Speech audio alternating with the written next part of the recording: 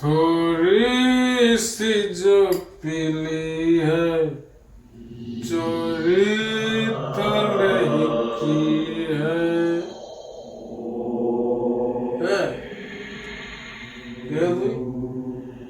দেখে কি মনে হচ্ছে আমি গাজল এক প্রতিযোগিতায় অংশ নিতে এসেছি নাকি?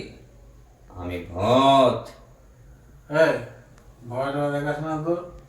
এই গ্লাসে একটা পেগ বানিয়েছি, এইখানে বসে খা।